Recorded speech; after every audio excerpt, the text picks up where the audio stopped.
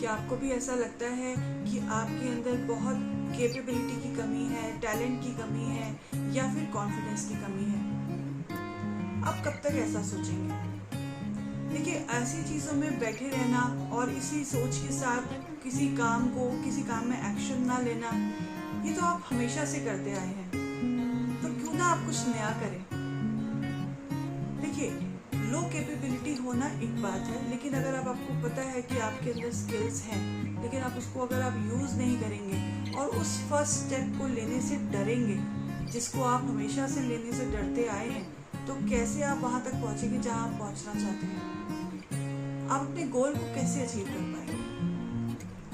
दो ही रास्ते हैं कि या तो जो आप अपने गोल के लिए जो भी ऑब्स्टेकल्स आती हैं उसके लिए आप अपने आप को तैयार करें और फर्स्ट स्टेप एटलीस्ट लीजिए। जैसे आप फर्स्ट स्टेप लेते हैं तो सेकंड स्टेप लेना बहुत इजी हो जाता है आपके लिए।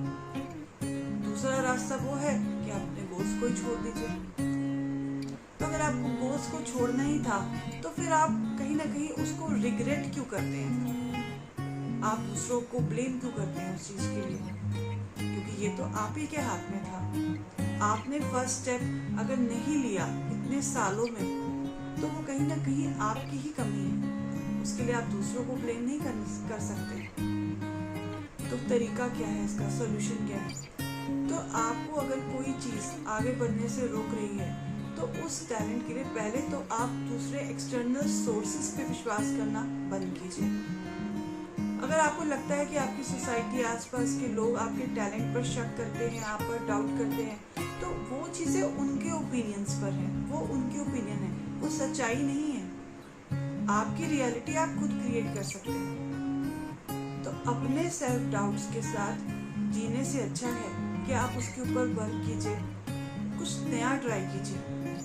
जैसे आप कुछ नया ट्राई करते हैं तो आपको समझ में आता है कि ये आपको पसंद आ रहा है, ये आपको नहीं पसंद आ रहा। तो इस तरह से आप खुद के टैलेंट को एक्सप्लोर करते हैं, खुद की कैपेबिलिटीज़ के बारे में, स्ट्रेंथ्स के बारे में जान पाते हैं। और जब आपको पता चलता है कि ये मेरी स्ट्रेंथ है तो उस चीज़ को आप प्रैक्टिस करें, उसको आगे आगे बढ़ाएं, उसको और इम्प्रोवाइज करें। तो आपका जो डर है वो धीरे धीरे अपने आप कम हो जाएगा। तो ज़रूरत है तो सिर्फ पहला कदम उठाने की।